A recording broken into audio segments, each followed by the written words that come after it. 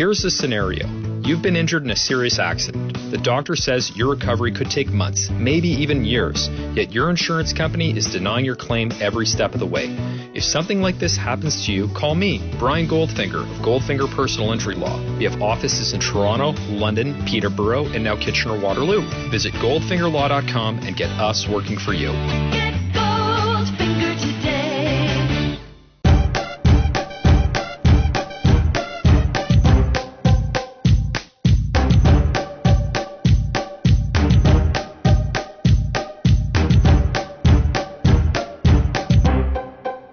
Welcome to the Raptors Weekly Podcast. We return to regularly scheduled programming now that the playoffs are over. And joining me today is the man from the Defeated podcast, William Liu. That's the first time I've introduced you as being affiliated with the Defeated. That's right. I do have a little side project that I do for mostly Raptor stuff, really, but some other stuff as well. We talk a lot of general sports. We interviewed the What About the Rosen guy. Mm-hmm. So, yeah, good stuff. Good stuff. But really, I'm really known for the emotional Raptors public guy. Yeah. It's a whole thing going on. Obviously, it's a play off the Undefeated, which is the ESPN Black People site. How do you want to describe that one, Will? We'll say it's Jason Whitlock's pet project. Yeah. Okay. So, did you read that article about on actually the Defeated, which talked about like how black players aren't into analytics? Yeah, that was Michael Wilbon. Yeah. Who's been around the game forever, but his claim is that black people don't care about analytics. Yeah. Which is kind of a sweeping statement, really. There's sure some black people care about analytics. I think his point is that you don't necessarily need them to discuss the game. Yeah. But the way he phrased it was like he came really strong at analytics, and at one point he was like, "Some of these stats are garbage. Like, how could your effective field goal percentage be above 100?" And it's just like, because it factors in threes. So if you hit like 3 of 3 from deep, you have an effective field goal percentage of 150. Yeah. And I think the point that he missed was that generally players don't care about analytics. It's not just dependent on race. It's not like in the locker room you have like a bunch of white players talking about analytics and a bunch of black players in the corner talking about, I don't know, something else.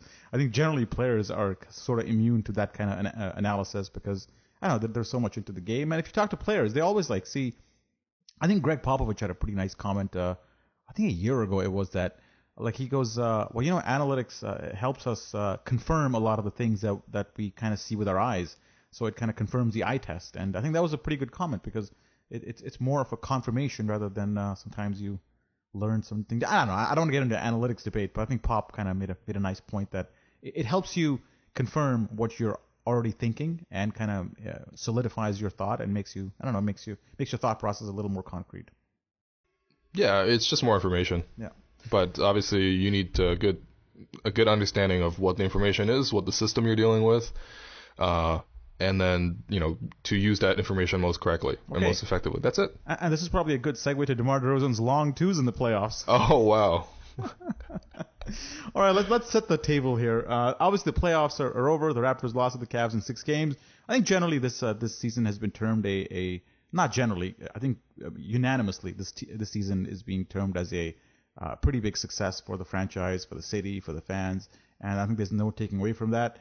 And now that we're still basking in the glow of a pretty nice playoff run, I thought we'd look into some of the key topics that are going to be on our agenda over the next few weeks or maybe months with DeMar DeRozan free agency, Bismack Biyombo free agency, the decision around Dwayne Casey.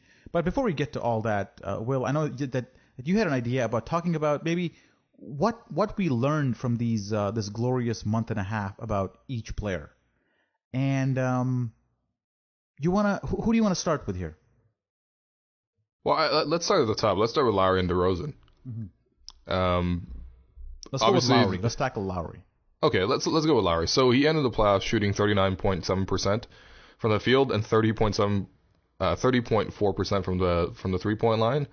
So obviously he struggled with the shot, and that was well documented for like almost the entirety of the first 9 games of the playoffs, I think. Lowry was one of the worst players in terms of field goal percentage in the playoffs. But then he also turned it around and he had some bigger performances. And I think a lot of people struggled to explain what that was. Initially, we thought it was the injury thing. We saw the bump on his elbow. That was obviously an existing injury that he carried sort of into the postseason. But then afterwards, he would have great games and then have poor games again. So I don't know. It's a bit weird. And then so people started talking about his confidence, and obviously there was that whole overblown bathroom break that he took in Game 2 against the Cavaliers. But then he responded really well with Games 3 and 4 against the Cavaliers. At Game 3, he was like rackled with foul trouble, which LeBron sort of goaded him into in a flop. And then in Game 4, obviously he was massive with 35 on 14 shots, or no, 20 shots. So I don't know. I mean, it's weird to think of Lowry as playoffs in totality because it still looks pretty bad, but he really had some highs and really had some lows. And I think the thing we learn about Lowry is just that I don't know if Lowry can be the number one guy. You know what I mean? Like just the definitive overall number one guy. Yeah. And he definitely is for this team, but if you want to take it a little bit further, you just can't have a number one guy go through basically against the Pacers an entire series where he was trash. Yeah, I think if you look at Lowry's career, this is probably the first playoff series where he's gotten legit minutes, starting caliber minutes, and he's had a chance to play through his mistakes. I think if you look at every great player in the league, they've always struggled in their early playoff appearances. Vince Carter went through the same thing, Chris Bosh went through the same thing. And I think even though Lowry's been in the league a long, long time, over the last couple of years, it's probably his first true playoff experiences. And I think the first against the Nets, I thought he was fine. I think he had a good matchup there, which he exploited well, and he fared well offensively. Obviously, he missed that last shot, which we all remember. And then last year, he basically got destroyed by John Wall, and he was injured as well. But I think this was more of it's hard to say coming of age because he's already 30 years old. But I thought this playoff run is where he kind of figured out what he needs to do differently in the playoffs to succeed. And you saw that even though when he was having poor shooting games, he was still influencing the game in a lot of different ways. You couldn't say that about him last year or even the year before that, because if he was having a poor scoring game, that was the end of Lowry. He was kind of like DeMar DeRozan, where if he's not scoring, he's not doing anything. But I think this playoff run, what you learned is that he knows that it's not just about scoring.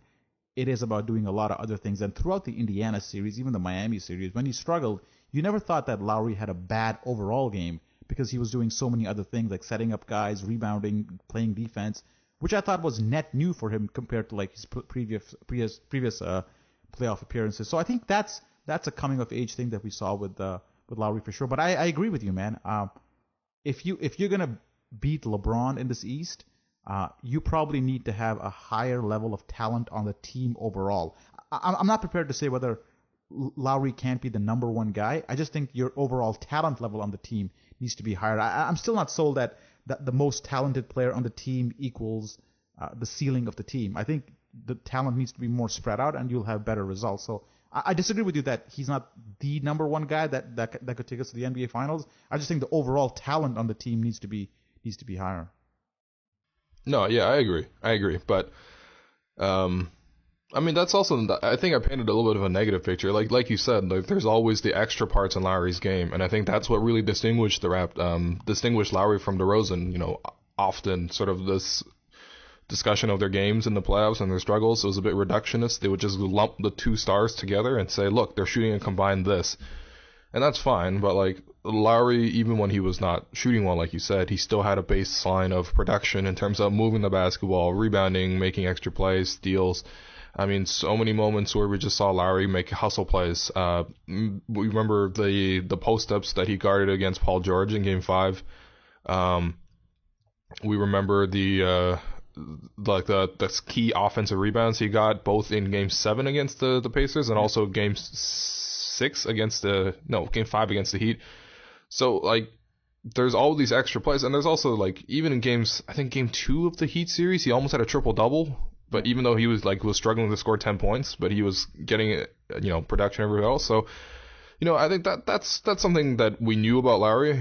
That's one of the things that carried over into the playoffs finally, because like you said, in years past, he, especially against the Washington series, he wasn't even effective on defense. he was just a net negative on both sides of the floor. And, I don't know, maybe the reshaped body and stuff helped him a lot with that, because defensively, I thought he was pretty good. Yeah. No, I agree. Let's talk about DeMar DeRozan. He started off the playoff let's just paint this picture first of all. With every series, his individual matchup got easier. Yep. He started off with Paul George, and then it came to Justice Winslow or Luol Deng, and then it came to J.R. Smith or Shumpert guarding him a little bit here and there. With every series, the guy he was being defended by got worse and worse defensively, at least. And then at the same time, he got stronger, and his stats indicate that perfectly. I think he 32% against Indiana shooting, 39% against Miami, and then 50% against Cleveland. So you could make a case that as the playoffs grew, he grew stronger as well. But the issues that I had with DeMar DeRozan at the start of the playoffs still exist at the end of the playoffs, where I just think that his overall assist count needed to be a lot higher, especially when I saw LeBron. I'm not comparing DeRozan to LeBron. I'm just comparing approach to a game. When you saw LeBron, he's a guy who could score whenever he wanted. It's not he could take you one-on-one and drive to the rim every single time. It doesn't even matter if his jumper is broken. He could just take you off the bounce. And if there's help defense, he'll score against it. 8 times out of 10. But he chose not to do that. He chose to distribute the ball, to set up plays, be very intelligent in his stationary passing, not just dribbling the ball and driving and kicking, but observing, surveying, and finding cutters and so on. That's the element of LeBron James's game that I was most impressed with throughout this playoffs. And I feel that given how much on-the-ball time DeRozan has, especially in stationary positions in that high elbow, he should be making more of those reads.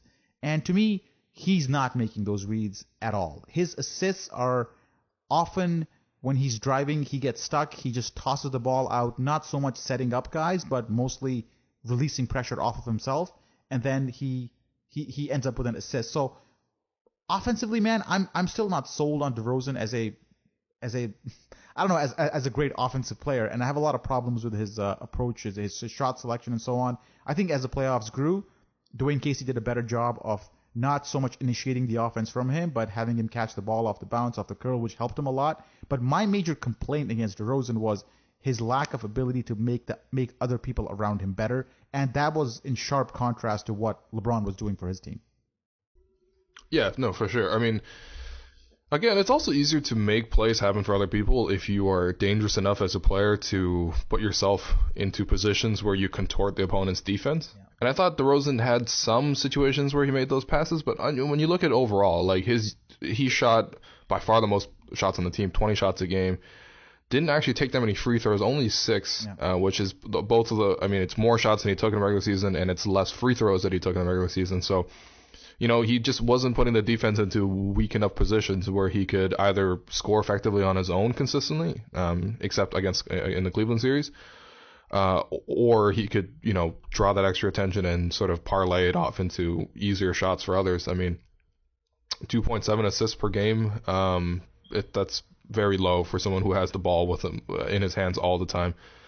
I don't know. I mean, and the other thing is just it's a little bit disappointing on defense. DeRozan, I thought he was more or less okay in the Cleveland series, but just generally it just wasn't a very inspiring defensive performance from DeRozan, and we rarely see DeRozan go into lockdown mode defensively. So yeah, I don't know. I think with the DeMar DeRozan thing, and it's also, against sort of scores, against defenders like Paul George and, occasionally when he's guarded by LeBron James, he was really hesitant to get to his offense, and it felt very much like he didn't really believe he could actually score on these guys. And I don't know, maybe that's just a nitpicking mentality, but if you're going to be a top scorer and whatever, you really have to carry yourself in the mentality of this, I'm capable of scoring on any kind of defense. Yeah. And I thought he shied away from those matchups a little bit too much, but I think on the whole, though, I think DeRozan, he obviously hit so many big shots in a lot of big instances. Game 7 against the Heat, games 3 and 4 against the Cavaliers. That I don't know. It's hard to turn down his because you know he can give you a baseline of production, I guess. What's his homework for the summer? Like, what do you, based on what you saw in the playoffs? It's the same. It's the same homework that he's had every offseason. Improve your handle, like, you know, try to get better at passing, and also like improve your 3-point shot. It's like, it's I think the thing for DeRozan has been the same every year, and he just he improves incrementally, but I don't think he improves meaningfully. Yeah. I think that's perfectly said, man. He does improve a little bit, but it doesn't really move the needle at all. I mean, this is a horrible stat for him against Cleveland. 0 threes. He did not have a single three. He hit 4 against Miami throughout the series, and then again against the Pacers, I think he hit a few more.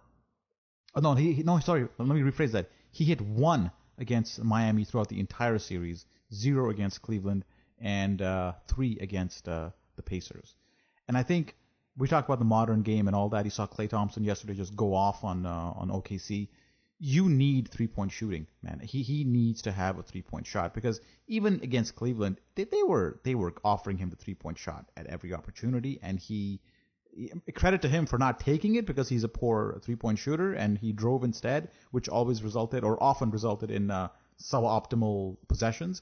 But if he had that 3, I think then you might be able to see him rack up his assists a little higher, because the defense might have to fear him a little bit more. Right now, they're more or less content with him having him drive, providing help. If they foul him, fine, no biggie. I just don't think he's putting enough pressure on the defense, especially in the postseason. And adding a 3 to his game at this point is almost mandatory, man, because if he comes back the same player next season, assuming he comes back to the Raptors, he's going to run into the same issues that he ran into this year. And without that legit outside shooting game, he's always going to be restricted in what he can do offensively. Yeah, and as he gets older and stuff, he starts to lose some of the athleticism that powers most of his game. He needs to have something else to fall back on, because you can't just be an older version of DeRozan that still can't shoot threes. Do you think he's athletic? Very I always find that odd, because I don't think he is a tremendously athletic guy. No, he dunks really well, but gives the illusion of he dunks really well when there's no defense around him. Like, he's thrown down some big dunks on people, but generally, if there's defense at the rim and he's going up against it, he usually contorts his body to avoid overpowering the guy, because he knows he can't. He contorts it. He does a weird layup. He ends up finishing sometimes. Sometimes he gets fouled. But I never see him overpowering people consistently at the rim. Russell Westbrook is an athletic guy. Well, yeah. Okay, like that's what Derrick Rose is an athletic guy. LeBron is an athletic guy. DeRozan, to me, is not. He's lanky. He's skinny. He's wiry. But I don't know if he uses whatever athleticism he has into great basketball production. Yeah, and it's also like athleticism is not just on offense. Like, you rarely see DeRozan come up with sort of highlight blocks. You rarely see DeRozan come up with these massive rebounds. Yeah. So I don't know, but I mean he's athletic. I just don't know if he's necessarily functionally athletic. I mean, he can occasionally make like really athletic plays in the lane, but again, like you said, man, most of his finishes are like floaters and stuff. Yeah. So let's talk about re-signing him a little bit, man. You got any issues with him getting the max and coming back? Well, I mean, despite everything that we just said about him, which I think comes off a little bit too negative, I thought DeRozan actually had a lot of great moments in the playoffs and was pretty important. I've been thinking a lot with re-signing him, and I'm going to have an article on this soon, but I think if Masai Ujiri can sort of bring him back, but not on the full 5-year max, I think that's probably the best scenario. So my idea was something like a 3-year deal for the max, so like $375. With the 3rd year being an early termination option or like a player option for the player. All right, so you're it's not about the money for you; it's about the length. It definitely is about the length. Yeah. I'm worried about having DeMar DeRozan under contract for max money at age 30. Yeah, I'm not worried about this at all. I think I spoke about this in my solo podcast. And I'll repeat this just for completeness, but max does not equal an elite player. Max just means that you have talent beyond a certain level, and DeRozan has that, so he deserves, quote unquote, the max. I don't think signing him to a 3-year deal or even a 4-year deal necessarily hamstrings the team, so I don't really have an issue. Even though he has a lot of flaws in his game, he's got talent, and he can be useful to the team. And if you're going to let him walk, what are you going to do with that money? Like, who are you going to give it to? Exactly. So you just end up losing an asset if you just let him walk, and whoever you get is probably not going to be as good as him. So at this point, either you should have flipped him for something more useful early on, but at this point you can't just afford to lose an asset. It's more valuable from a Raptors perspective to re-sign him and then trade him if need be a year or two down the road, rather than letting him walk, because the alternate here there's no other alternate the Raptors can just go to. There's no like free agent dying to come here at the off guard position to take over. So it's a no-brainer for me. Yeah, no, I agree. I mean, you cannot let the asset walk for nothing. I think there's a prevailing thought out there that, DeRozan's game is it's not favored upon by a lot of people who sort of buy into the conclusions of most analytical findings, and I definitely agree with that. I think I belong to that group as well. But I don't think that you can just take someone of DeRozan's magnitude and someone who uses so many possessions and plays so many minutes for the Raptors and just replace him with someone like Norman Powell and expect everything to be okay. I don't think that's realistic. I think there are real dynamics that DeRozan factors into on both ends of the floor. But I think there's an opportunity as for an upgrade. Like, if Kevin Durant wants to come to Toronto for some reason, hell yeah, I'm sorry, DeRozan, you got to go. If Nick Batum wants to come to the Raptors, I feel like I would rather have Nick Batum instead of DeRozan. But I mean, like, short of those guys, you take the guy who is going to give you a healthy season always, because DeRozan is incredibly durable, and someone who put up 23 points a game, 4 rebounds, 4 assists, on above average true shooting percentage this season. Like, that's really good. And he's youngish. He's in the prime of his career, I should say, specifically, and he's one of those superstars that have like literally no personality issues at all. He doesn't act like a diva. He doesn't try to overstep his bounds. He works really hard. He doesn't get into trouble. Like, that's rare. Like, except when he tries to dribble the ball. Yeah, I mean, look, on the court, his game is not the best, and I think having DeRozan as your number one guy really limits your ceiling. But at the same time, he raises the floor of your team so high. We know what the floor is with him. Let's quickly give him just real quick, man. What's his grade for the playoffs, and what's his grade for the playoffs, and what's his grade overall for the season plus the playoffs? I think his grade for the season is like an A-, and I think his grade for the playoffs is like a C. Yeah, I think that sums it up. For Lowry, A+ grade, regular season, and then like a B-. Yeah, playoffs. Yeah, I think I'll go with that. Well, but like, it's like a B- where like he straight up failed like half his tests, and the other half are like 90s. Yeah, it's a B-. Yeah, his overall average is the B-, but there's no in between. Yeah, it's a game of extremes for him. Let's talk about Patrick Patterson a little bit, man. Patterson struggled to start the season, and then he came off pretty strong in the second half, and he became one of our more consistent players coming off the bench with Luis Scola starting. And in the playoffs, I thought he was okay, except I felt that as his minutes increased against Miami, his production dipped. And you saw that, or at least I felt that he was a guy that wasn't necessarily used to playing high-minute games. And his shot was short a lot of the times because he looked fatigued. His follow-through wasn't there. A lot of front rims happening on his shots. It was a sign that this is a guy that is a bench player who's just been thrust into a high-minute situation, and he's not responding well. I think early on he was just going on adrenaline and so on, and it was working out. But once you factor in the amount of defensive energy the guy expends, his offensive game, I thought, took a hit, and that's why some of his threes were short, and he didn't look that good. And one play sticks out for me was that when Lowry was making his third/fourth quarter run in Game 6, I think he had cut it to 12. The Raptors had the ball, had a chance to cut it even lower, and he kicked it out to Patrick Patterson, who was pretty open on the right wing, and he missed that three. And I just saw Lowry's face at the time, and he was like, you know what, that's it. Like, I need somebody else to step up. And Patrick Patterson had two chances to cut the lead even further, and he missed both threes. And it was just like, this guy's done. Like, he's just exhausted at this point, playing every other game for like a month and a half, playing more minutes than he's used to. It's just, even though he's a good player, the minutes, I think, were too much for him. Yeah, no, I think that's great. I after all of this, I really do feel like Patterson is just a bench player, which is nothing wrong with that at all. He's a really great bench player, but like you say, he was really stretched out when he started playing, full minutes. This is the most minutes he's played in his career in the regular season, at 2,156, which is a full 400 more than the previous high for his career in a season. And then he played an extra 583 on top of that. Yeah. Right? So, as a bench player, you really have to, the mentality of a bench player, you come in, you play with a lot of energy, because you know that you only play a certain amount of time, right? So you really need to maximize those minutes. And for someone like Patterson, who's very willing to make energy type plays, and quite often is asked to guard some very tough defensive assignments, he is going to wear himself out if you extend him out to something like 36, 37 minutes. And I think that's why you saw Luis Scola come back into the starting lineup against the Cavaliers, mostly because everyone knew Scola sucks, but the reason he started was just so that he can give Patterson some time off.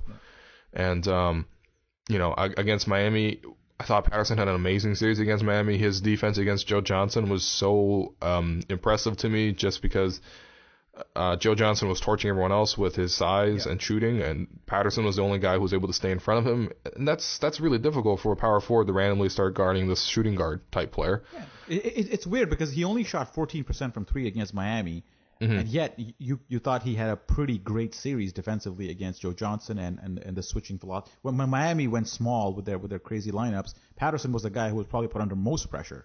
Yep. And he responded really well. So I think he had a pretty good defensive series. I just thought against Cleveland he was pretty much done. And let's not forget that in Game 7 against Indiana, this guy he hit 3 massive threes, man. He had 11 points in that game. Without him, we don't win this game, because he had some massive shots and played some strong defense against George in certain positions, which I thought it's going unnoticed because it seemed it happened so long ago. But without him, we might not even get out of the first round.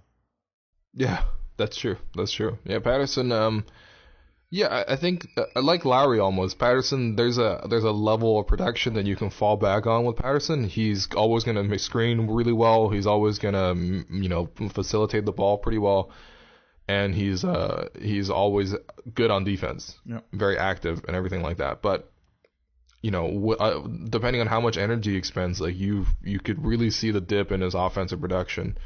And to expect him to play full starters minutes, either you have to stretch him out through the regular season so he gets experience, like playing 35 minutes a game, or you bring in someone better than him. And I think that's probably the goal of the offseason, is to upgrade the power forward spot a little bit. Yeah, I think that's one thing we learned about him, is that he is a pretty good bench player, and he's a utility guy who plays a lot of good defense.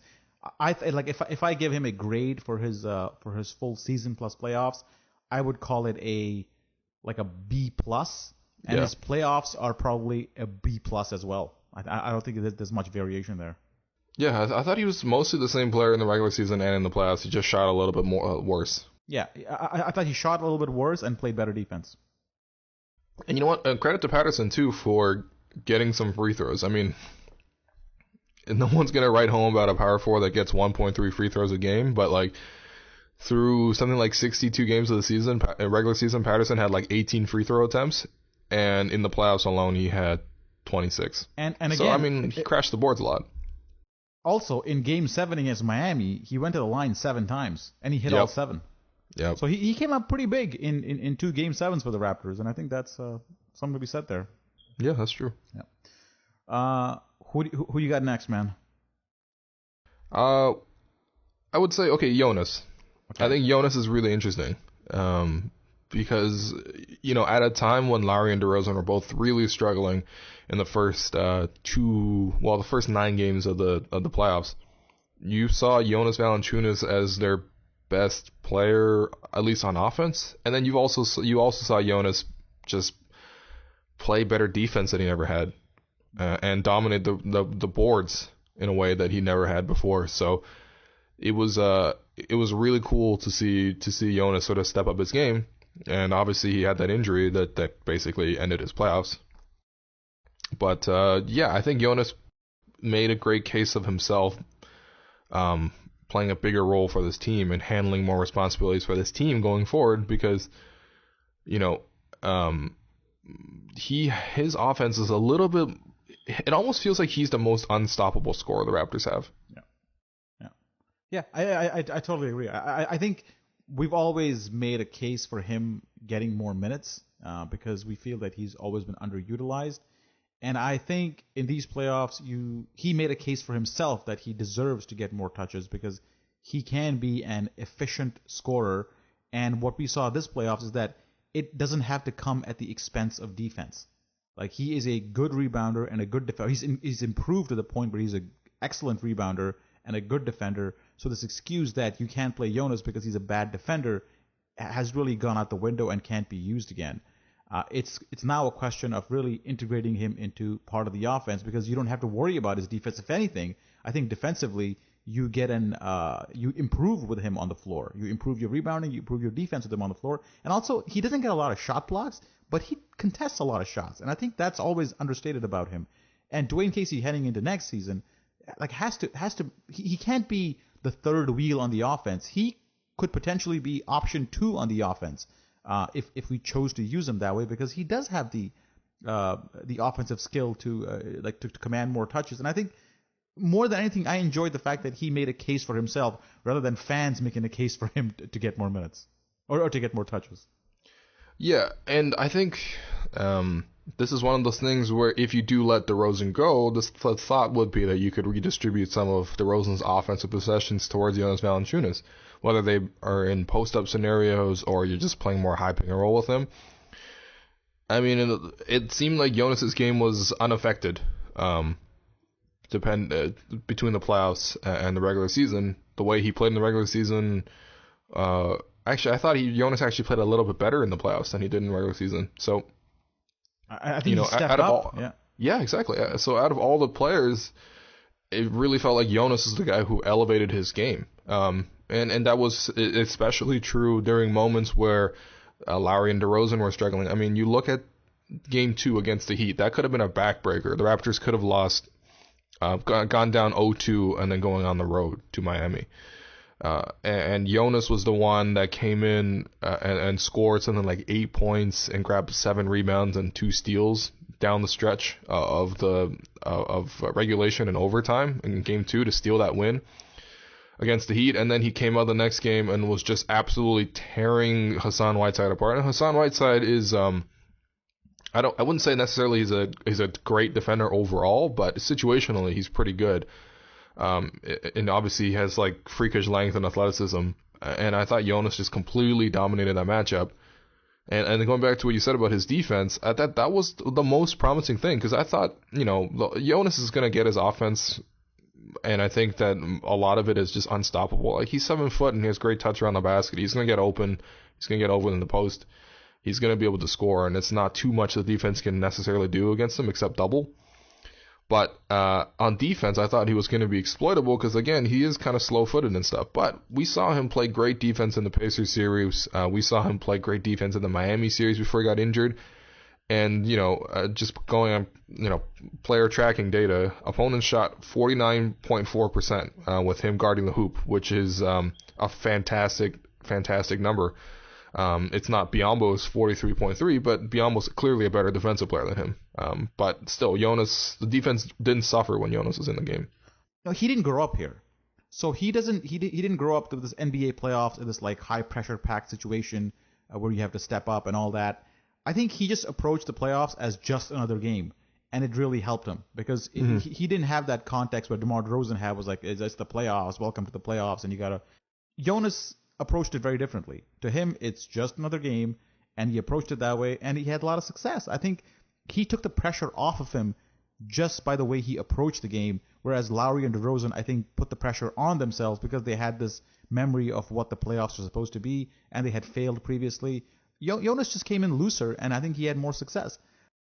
Yeah, no, I agree. But, I mean, to be fair to Lowry and DeRozan, like, I think, being the leaders of the team, being the 1-2 punch of the Raptors, obviously the media sort of focused more on these bigger names than someone like Valanciunas. And, if you have someone like DeRozan leaving, Valanciunas stepping into that number 2 role, then you will start to see sort of pressure on Valanciunas as well. But I mean, I think just his general character, you talk to anyone who's sort of been in the locker room that's interviewed Valanciunas, he's a very lighthearted, funny dude, likes to crack a lot of jokes, likes the Borat impression a lot. Yeah. My wife, and he's just always, he's very aloof. And then once the cameras turn on, he sort of stones up a little bit and starts to give the sports cliches. But yeah, I mean, Jonas is he's not that kind of personality. He's very aloof. Yeah. Let's give him a grade overall regular season playoffs. You go first on this one. I'd say I give him a B in the regular season. I think that might be a little bit harsh, but I thought there were literally at times when Biombo looked better than him. And then in the postseason, I've given him an A+. He was fantastic. Yeah.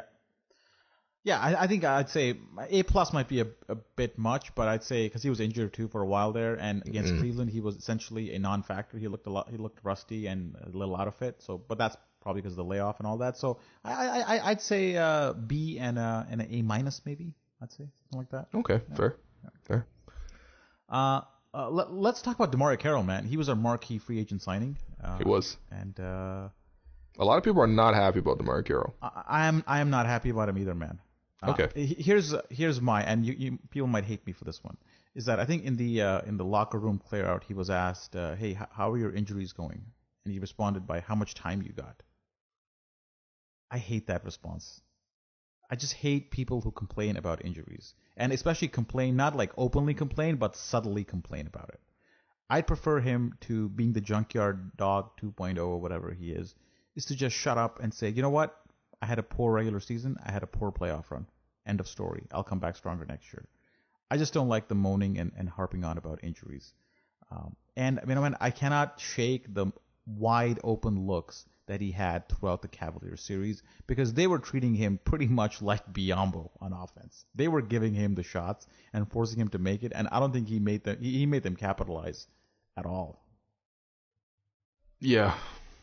I mean, yeah, those open threes, when the Raptors work so hard to get an open shot, and then Carroll misses or Patterson misses, it's really painful. But I don't know, man. I don't think you can discount the injuries. I'm not discounting him. I just don't like the fact that he's complaining about him. Okay. Yeah, you know what? That's fair. I would say, yeah, Carroll was also a disappointment. I remember coming into the Cavaliers series, Blake Murphy had pulled up some great stats on how Carroll fared against LeBron in the previous few seasons. Obviously, he's gone up against LeBron a ton, most recently his last playoffs. His numbers were actually quite decent. It wasn't like LeBron was shooting 60% or something, but I thought throughout the playoffs, Carroll's defense, was really disappointing at times. Yeah. And I don't know if I can necessarily attribute that to injury. I don't know how you distribute anything to injury. Injuries is just sort of this like overwhelming factor that you can sort of spread on everything. But if I were just going to talk about what actually happened, I thought Carroll didn't have a great offensive or defensive series, really. I thought the only time Carroll looked really, really good was when he guarded Dwayne Wade. Yeah. He was really good in that one. But in terms of stopping Paul George, he wasn't able to do that. In terms of slowing down LeBron James even a little bit, he wasn't able to do that. Yeah. And it actually turned out in a case where he's the go-to stopper, a lot of matchups actually force Carroll to require a lot of help on defense, which is something you don't necessarily want to have happen, especially when the other wing is DeMar DeRozan, who always demands help. Yeah. I thought his best series was against Miami, and I think even there, I think that's where he was clicking more offensively and defensively. And I think overall, speaking from a playoff perspective, I think his offense was actually better than his defense overall, because he did shoot. He hit like 47% from three against Miami. Then against Indiana, he hit 33% from three. Not great, but still better. It's just defensively in against Indiana and Cleveland, he was non-existent. And again, maybe injury, maybe whatever, but overall body of work, I'd say for the regular season, he gets a not applicable grade because he didn't play enough. Yeah. And I think the franchise or the club has to be held accountable for that because they did not manage his injury situation very well at all. I thought those early games he played for no reason, like in November, December, where he was clearly like hurt and they made him play, it just did not make any sense. And I think that, again, I'm not a doctor, so I don't know what the whole situation was, but at that point, I think I was calling for him to get just extended rest, so he comes back 100% in like February. But the fact that he played and so on, and just I don't know, it just didn't feel right. And when the playoffs started, he was still injured, and it showed. So I'd say not applicable for the regular season, and I'd say C- or a C for the playoffs. Yeah, I agree. And the one thing that's really disappointing was, especially in his last season with Atlanta in 2014-15, we saw him elevate his game in the playoffs. He was probably the Hawks' best player in the first 2 rounds, maybe. He definitely stepped up a ton against Brooklyn. He carried them a lot of those nights, and he had a lot of great games against Washington as well. So, we saw DeMarre Carroll elevate his game, but in this playoff run, maybe it was just more injuries and stuff like that. But, I thought Carroll's game took a step back. And it's actually really weird when you look at DeMarre Carroll's numbers. He actually shot almost the same percentage on threes on the same amount of attempts. I'm sorry, even more attempts this year than last year, which is kind of weird when you think about it. It didn't really feel like DeMarre Carroll was as a knockdown shooter, but he hit 39% of his threes in the regular season, 39.5 last season. But obviously he was getting better looks last season as a product of Atlanta's offense. But the biggest change is that DeMarre Carroll shot 38.9% from the field overall, whereas last season he shot 48.7%. So the biggest difference there is just DeMarre Carroll wasn't able to make 2-point shots anymore. And I think some of that is attributable to, the Raptors offense. I think Carroll got a lot of cuts for easy layups or transition buckets. Carroll's not really going to be a guy that's going to get as a go-to bucket getter. Whereas in Toronto, he tried to do some weird things like pick and rolls, he's handling pick and rolls and shooting off of them. A lot of driving, awkward, leaning layups and stuff. It just seemed like all season the Raptors couldn't figure out what he was going to do on offense. Yeah. And a lot of that is due to injuries and stuff. But, I think next year with a full training camp and everything, hopefully he recovers his health. I think we're going to see a better Carroll next year just so that when the team figures out what he's supposed to be doing in the offense. Yeah.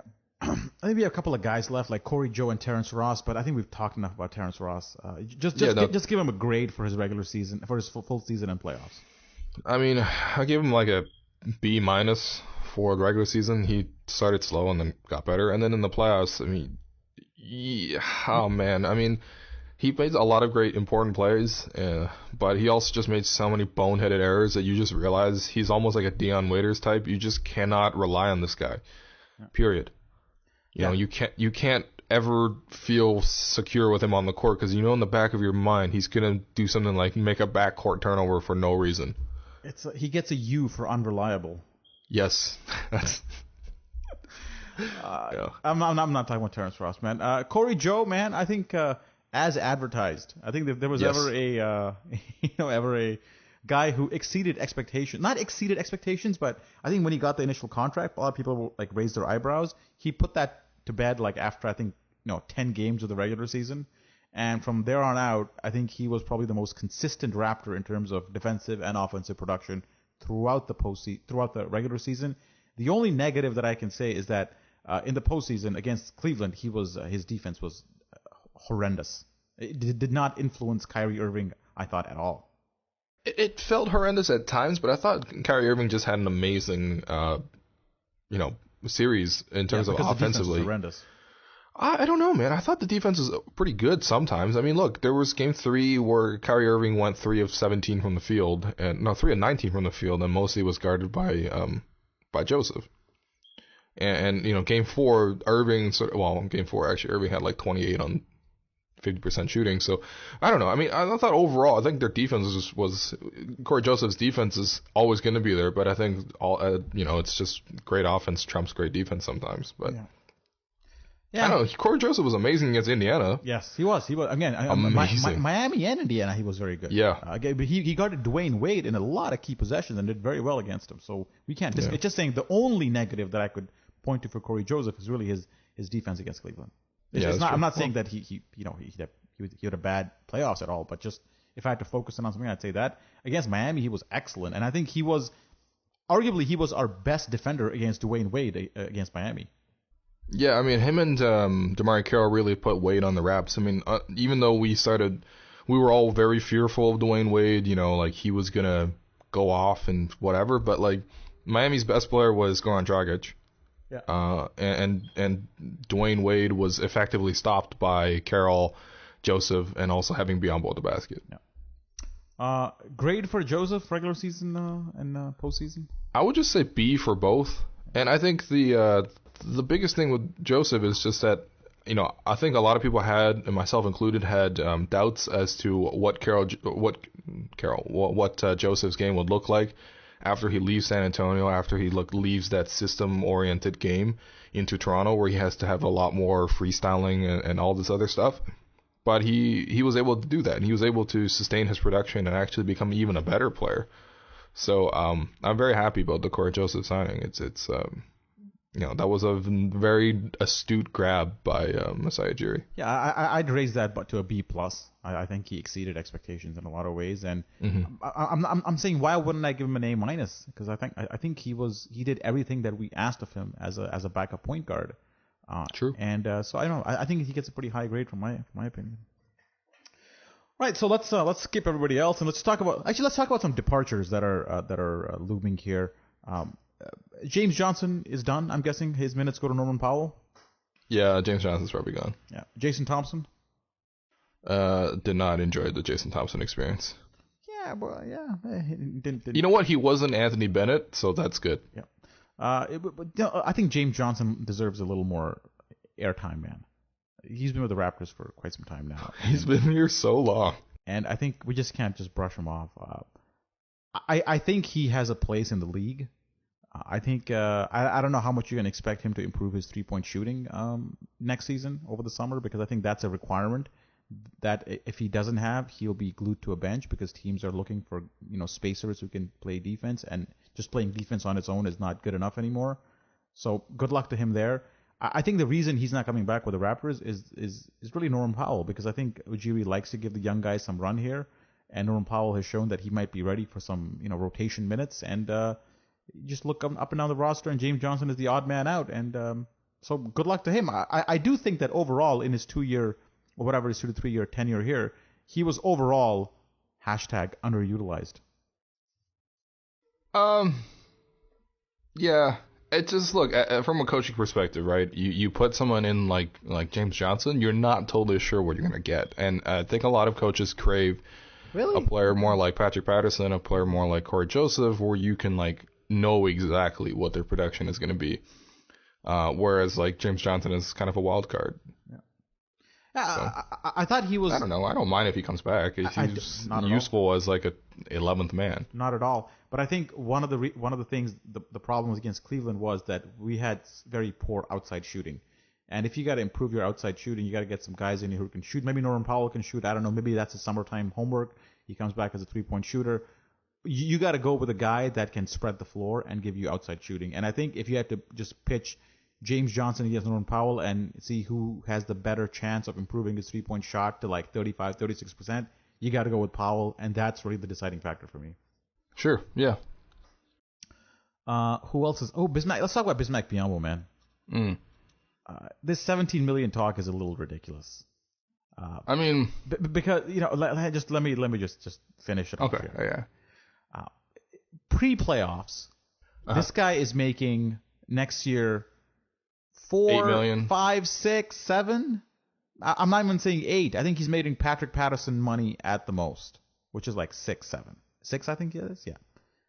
And suddenly you're telling me a 10-10 record in the playoffs, where he had, a 50% of those were good games from him, suddenly makes him a $17 million player? I don't believe it. I simply do not believe it. Yes, he can play in small ball lineups. I think that's the revelation that we learned in the postseason. But I still don't think it's to the extent that teams are going to throw money at him. And at $17 million, aren't you basically getting a start? Isn't that starting center money?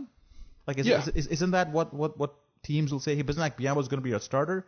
People tend to forget that the defense ignores him. He is being ignored on defense far too frequently for him to be a starting caliber center. So the $17 million talk, I don't get. I think if Masai can get him for anywhere between 6 to 8. Or 6 to 7, whatever it is, go for it. But other than that, whoever is biting on that one is going to pay for it. Okay, let me ask you this: would you rather have Bismack Biyombo or Omer Sheik? Okay. Would you rather have Bismack Biyombo or Robin Lopez? Bismack Biyombo. Okay, go ahead. Yeah, so actually, for Robin Lopez, I don't even know actually, but go ahead. Yeah, that one's close. Yeah. But like Robin Lopez makes $14 million, and he's like much older, and Omer Sheik makes $11 million inexplicably and is older, and those contracts are signed under a salary cap that was like $20 million lower than what it is this summer. So like Bismack is just by two GMs the who were market. desperate. Sure, of course. I mean, Robin Lopez and the whole Knicks thing was just they just couldn't get anybody else, so they had to appease the fans, and they gave the money to him. It was like a last-minute desperation signing. Omer Asif. Yeah, go ahead. Go ahead. No, I was agreeing. Yeah, Robin Lopez was definitely a desperation signing because they missed out on LaMarcus Aldridge. And Omer Asif was basically an analytics contract, wasn't Houston that gave him that deal? No, I mean this new one from the Pelicans, that one made no sense. No analytics are going to tell you that he's deserving of $11 million a year. But still, okay, 11 is different than 17. I think if Biyombo even comes back at like 8 or 9, I wouldn't have an issue with that. I just think that 17 is just you're making statements about your team at this point that makes no sense. Yeah, I mean, I don't think 17 makes sense for the Raptors to sign him to, but like for a team like Portland, for example, that needs rim protection really badly, and they need rebounding really badly, and they have guards that can sort of offset Bismack's shortcomings on offense, I think he fits really well with Portland, and also his age, whatever age that is, let's say it's something around 23, 24, 25, that fits Portland's timeline as well. So you put in all those factors, and then you look at how the market is right now for just free agency, and also just in general, centers always get paid a ton more than we think they're going to get paid. Bismack's, I don't think it's unrealistic. I mean, I wouldn't be that surprised if someone signs Bismack to a 3-year deal where he's getting like $15 to $16 million a year. I don't see it happening. I just don't see that. I just don't think that. Even Omer Asik had like a bit of a body of work defensively, where people gave him that contract. Bismack had the second highest block percentage in the league this year. For 1 year. He was always good on defense. He was just so horrendously bad on offense that he was unplayable. So how come he got signed for like $1.5 million last summer, or $2 million? Yeah, people like missed on him badly. Like think about Charlotte, right? Charlotte had Bismack Biyombo. They could have just like brought him back on an option. Chose Tyler Hansbrough. But instead they chose Tyler Hansbrough, and the Raptors effectively swapped Tyler Hansbrough for Bismack Biyombo, which is incredible when you think about it. I think people just misevaluate it a lot, and I think that, I mean, his offensive shortcomings are really, off-putting for a lot of people. But I think what the Raptors have shown is if you have enough offensive talent around him to make it work, then you can really highlight his defensive acumen. And I think the defensive acumen is real, man. I mean, he's really out here like defending LeBron James effectively for certain stretches, and and on the most important stage. So I don't know. I mean. Fine. It's just I don't know. The money itself is whatever. I think just some teams Bismack's going to fit really well on, and he's going to get paid a lot. Even those teams. Even Ujiri didn't fully believe in him because he gave him like a player option for the second year. You know what I mean? Yeah, seriously. I mean, like if you really think about it, going back, I don't know. I mean, I don't know if Bismack's agent would have taken a team option instead, but yeah, I don't know. It's a credit to the Raptors, scouting staff. Yeah. To find a Bismack Biyombo and have him turn into such an undervalued asset. Okay, before you sign off, man, I want to talk about Dwayne Casey a little bit. There were some reports that said that he might be fired if the Raptors had lost to Indiana, which I totally believe. Mm-hmm. But at this point, and then there was a tweet yesterday. I think Blake or somebody he was like, Dwayne Casey has no interest in being a president or having a say in like basketball operations or whatever. And I'm like, yeah. I mean, who's even offering him that? Like, was that even on the table? Like, why did that even? Why is that even up for discussion? That he could potentially have some say in front office decisions. I think it was probably just a question issued by some reporter, just because a lot of the trends is now you're seeing a lot of coaches hired around the league that have, like Tom Thibodeau, for example, just signed with the Timberwolves and he has team control. Stan Van Gundy, Doc Rivers. Popovich probably has a lot, so yeah. I don't actually mind that approach. It reminds me of like soccer. I don't mind that either. Where you have like the manager who is like the guy. He makes like player buying decisions. He sets the price. He has consultants or whatever he talks to and all that. But ultimately, it's his decision, and I like it. And I think it's probably where the NBA is heading long term, where you get one dude who runs your club from both player personnel perspective and also from coaching perspective. Because the two go so hand in hand that it doesn't almost make sense to have like two guys doing that job. Maybe in previous the demarcation was along like I get the players and you coach them, and there's probably a greater permanency around the GM position than there was around coach. So maybe that influenced the structure here. But going forward, I think the patience for fans and teams is so short that it probably makes sense for that role to be one guy. I mean, I think the best part about having that role as one guy is just that you have like you have structure, you have alignment between those two sort of offices. But obviously, it's very important to find that one guy, and it's also very important for that guy to be able to both manage short-term and long-term expectations. Because you have guys like Sam Gundy who are doing a very good job of managing his roster, rehabbing his roster, while also building his team. And then you have guys like Doc Rivers who was inherited a great team, but his decisions to try to improve along the margins to just get some capable role players to put around their star players, he hasn't been able to do that, and now he's short like every asset he has. He traded a first round pick for Jeff Green. Like the Raptors somehow have the Clippers first round pick because they traded their first round pick for Jared Dudley, who was terrible for them. Yeah. So. All right, man. So I think there's one last. Casey. I mean, I don't know, man. Do you want him back? What do you think of Casey's performance in the playoffs? I liked that he experimented a lot, and he wasn't tied to his traditional way of thinking that I'm not going to give this guy playing time. This is my team. This is my matchup. He saw what wasn't working, and he tried to change it. Sometimes it worked. Sometimes it didn't work. He took Luis Scola out. He brought Patrick Patterson in. He got Norman Powell in against Miami.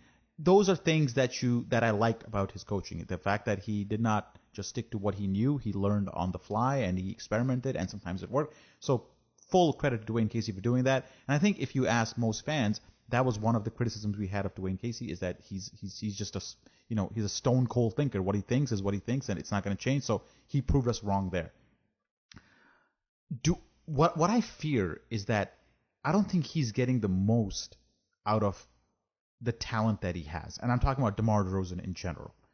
I think that the fact that he's okay with the Raptors running a individualistic ISO type of offense bothers me.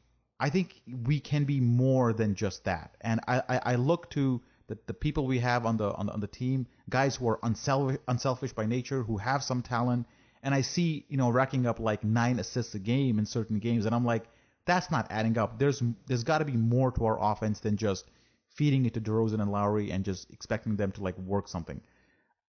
Having said that, he did change that up, as I mentioned earlier, where he used DeMar DeRozan differently against Miami than he did against Indiana. So he altered his thinking process there too. But I just haven't seen enough of that, and that remains my biggest complaint against Dwayne Casey, is that he's got to diversify the offense a little bit more so we're becoming less predictable. Because against Indiana, man, we saw a lot of the same signs that were happening against Washington.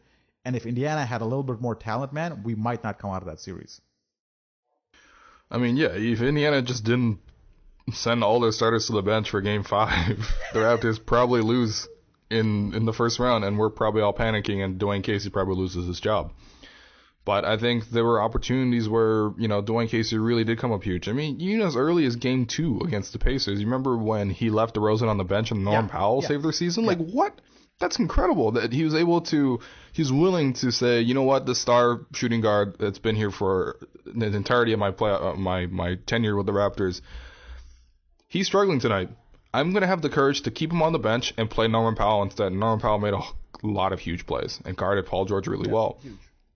And, I thought Dwayne Casey made a lot of great adjustments between games, but it's just that, like you said, he leaves a lot to be desired in terms of how stylistically the team is run, the way the team plays, and, I do feel like there's something where if you apply a system to this roster you can get more out of it. But at the same time, Dwayne Casey checks off so many other boxes in terms of what you want out of a coach. His players play hard for Dwayne Casey.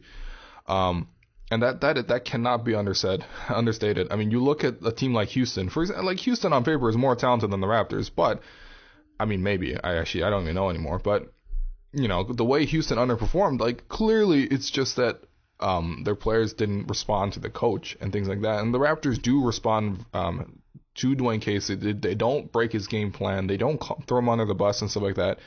And that's really important. All these things are really important. It's just that, yeah, like you said, the in-game system has to change, and I'm not certain that he can change it because we've seen a lot of years of Dwayne Casey here, and the system is what it is. Just put the ball into the hands of the star players and then let them create. Yeah, I think we're on the same page here, man. I think it just says what he needs to improve is his in-game thinking. I mean, you can like Biyombo guarding Channing Frye for that stretch, reacting late to Luis Scola starting and getting abused. Like having DD on Paul George on those crucial possessions against Indiana. Like the end of game plays with Corey Joe going ISO against like a chance to win it at home. Or was it on the road? I don't know. Like his game for not playing Biyombo for the 5 minutes and then losing that game. It's those things that pop out and you're like, dude, those are totally unavoidable things that ends up costing you playoff games. So he's got to improve there. Other than the minor items here and the ones I talked about, like stylistically about our offense, I don't have an issue with them. I'm more like, okay, if not him, who are you going to get? Are you going to go to the college ranks and get somebody there? Like who's available at this point that you would want on your team? Jeff Hornacek? Like who would you get? Like who's out there? I would have liked Tibbs, but like Tibbs is gone. That was last right? year. That was last year. Like I kind of wanted Tibbs, yeah. Yeah, I mean, like, if you look at it right now, honestly, like, since so many coaching vacancies had opened up, then, you know, a lot of the great candidates have already been taken to other spots. So, like, at this point, who are you really going to recover with if you're going to replace Casey? I think at this point, Casey's just going to, exactly, you know. It's like, and Mark Jackson, stylistically, is very similar to Dwayne Casey in that doesn't necessarily have a system of offense. In the way that you sort of think about, but he gets his players to play hard and commit on defense stuff. So that's that. Let's give Dwayne Casey a grade, man. I give him an A for the regular season and a B plus for the playoffs. Yeah, I'd say A for regular season, and I'm going to say B for the playoffs, not a B plus, because I pointed to like 5 things that he screwed up on, and they can't amount to a B plus. Mm-hmm. But I think, you know, more important than a grade, I think he showed that he's a little more elastic than we all thought, and I think that says a lot about a coach who's willing to change his ways based on, you know, evidence that he sees on the court. So I think that's a big positive for him, and I think he's going to be back next year.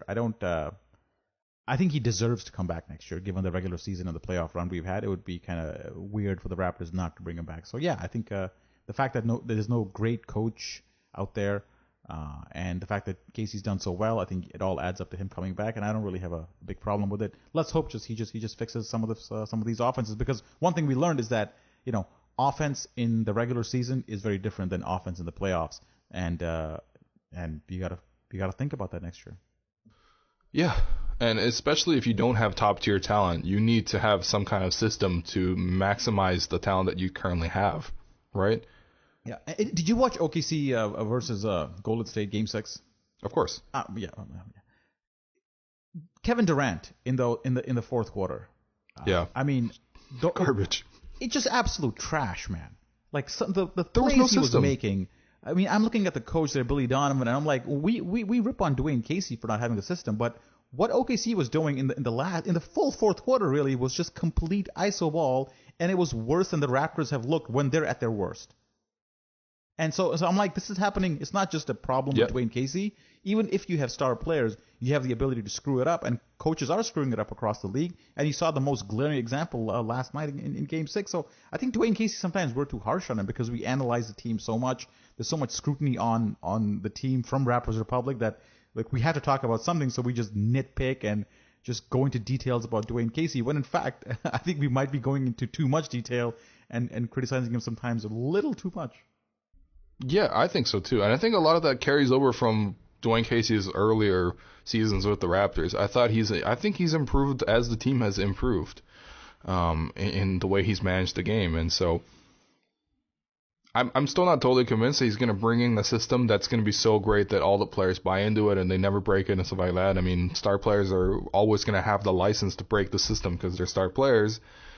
But, it would be nice. I think the Raptors, if they're not able to improve their talent base, they have to sort of improve what they're functionally doing on the court. So I don't know, man, but I mean that's something like you can bring in assistants for and stuff, and that's probably the thing that worries me the most is that Dwayne Casey's going to lose a lot of assistants this year. Looks like Rex Kalamian's going to go back with Scott Brooks.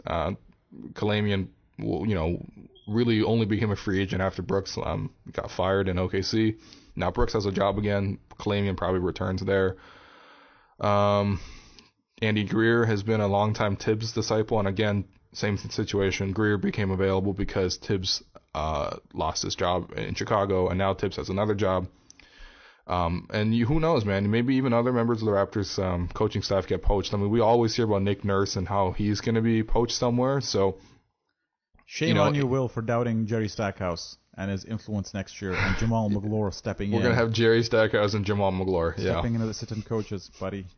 But ESPN said something wrong in their telecast. They go, Corey Joseph is the first Canadian to play for the Raptors. Didn't Jamal Magloire play for the Raptors before him? Exactly. How dare you slap the big hat like that? I think they meant like Toronto-born area. Actually, no. Isn't Jamal's from Toronto, right? Yeah, that's right. He's from Scarborough. Yeah, I don't even know what you're talking. Yeah, I don't know what that was. Yeah. All right. Yeah. So with that glaring inaccuracy by ESPN, we're gonna sign off from the podcast. Will, man. Plug something, man. You're on the Undefeated podcast?